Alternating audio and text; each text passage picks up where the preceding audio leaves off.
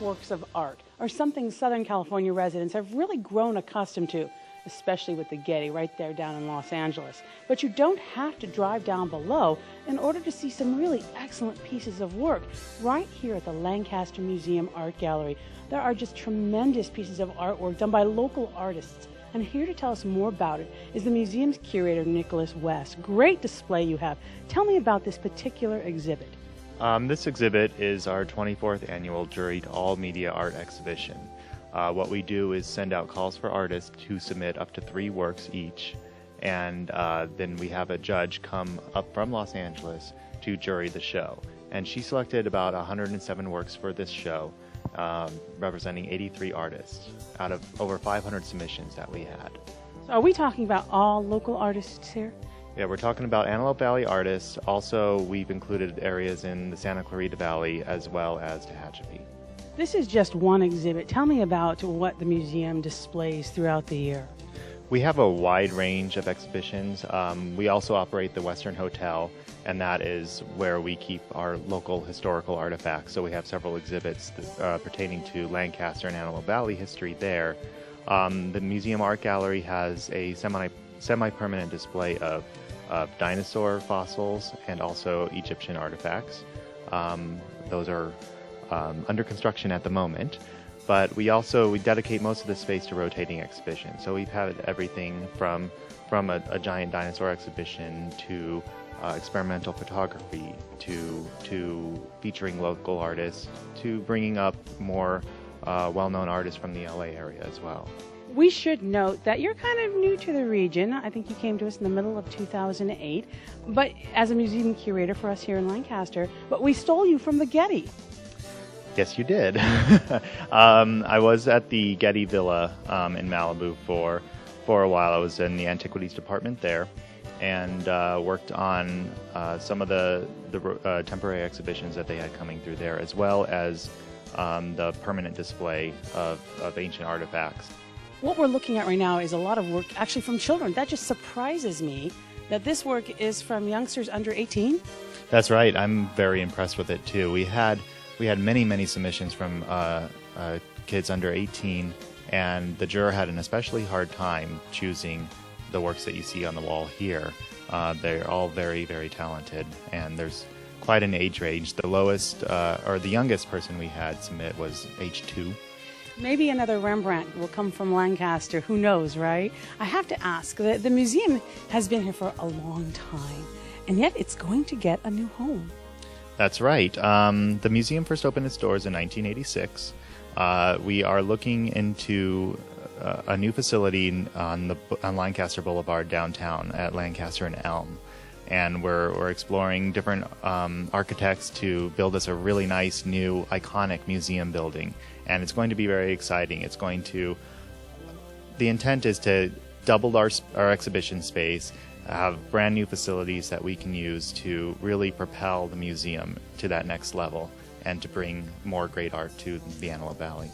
Come show me a little bit more of the museum. When you talk about bringing great art to the Antelope Valley, is it difficult to bring exhibitors up to this region? We are a little bit more remotely located.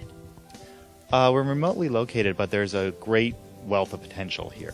As you can see from the art hanging on the walls, there are local artists who have a great deal of talent. What we need, obviously, are the facilities in order to bring more well-known national, international artists to the area. So with the new museum, part of what we're doing is building a facility that will accommodate more loans from other institutions, from galleries in Los Angeles and beyond. What do you have to do in order to secure these types of loans? You have to, I'm sure, offer a certain amount of security for things that might be priceless items. Yeah, that's right. Security is paramount. So anytime you're thinking about a loan from another institution, they need to be assured that the work is going to be safe. And so we have to have good climate control systems, good security, good visuals on all the art. We have to hang it properly, which we do already, but everybody, they require a lot of assurance in that regard. It's amazing. When I look around this room, it really surprises me that we're looking at so much wonderful artwork. Do you think that residents in the Valley know what's at their disposal, that they can come here? I hope they do. We had a reception where we had over 400 attendees on Friday, and everybody seemed to have a great time, and we're working very hard on getting the word out on the museum that this is a place where residents can experience art, they can experience history, and experience education as well. We have several programs that we do in conjunction with each exhibition, some geared towards children and families, and some workshops and seminars that are geared more towards an adult audience. So it's okay then to bring the children here with the family. You're not worried about children running around the museum?